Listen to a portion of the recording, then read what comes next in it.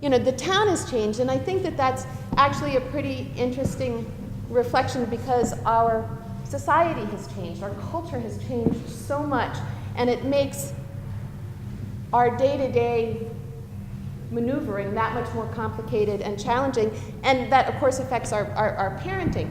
We're constantly having to adapt to the shifting world around us. I mean, 20 years ago, what was a cell phone? There was no Facebook.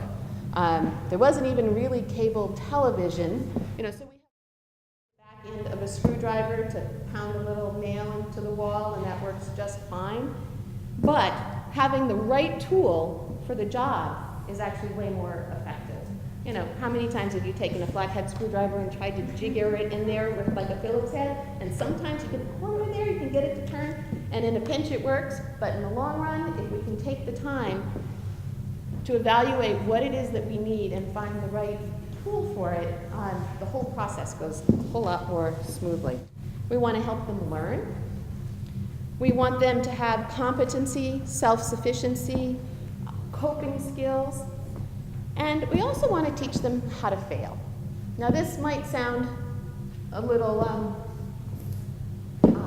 unconventional, but let me tell you a story. So conflict is really the opportunity for growth and change if we can approach it with understanding that it doesn't have to be a win-loss situation.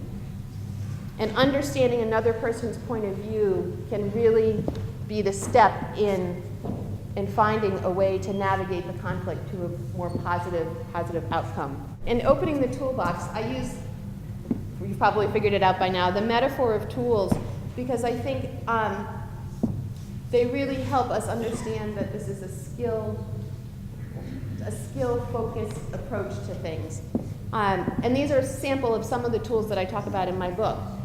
For instance, you have the level, that's emotional stability. When you think of a level so that you know that something is not out of whack. The measuring tape for trust, because trust is earned in increments, like the little inches or centimeters on a tape measure. The screwdriver is discipline. Glue is self-esteem. The level. This has to do with emotional literacy. And so often, kids aren't able to tell us what they feel. They don't have the vocabulary. They're not as tuned in to what they're feeling. Trust. As I mentioned before, I love using the measuring tape for trust because it is something that we have to, when we lose trust, it comes back in tiny little increments. And that can be a really hard thing to conceptualize, particularly for kids. One of the other things that's hard for kids is that sometimes they confuse trust with love.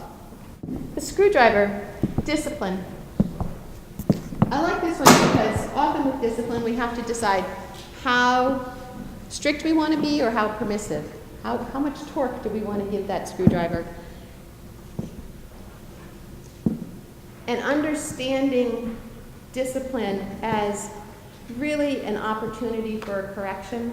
You know, it is our chance to share whatever our morals are, our beliefs, whether it's about sex, driving, spirituality, grades, whatever our family priorities are. This is really an opportune, this is that learning moment. Glue, the sticky stuff, self-esteem, because self-esteem is really what can keep a kid together when their world is just going crazy.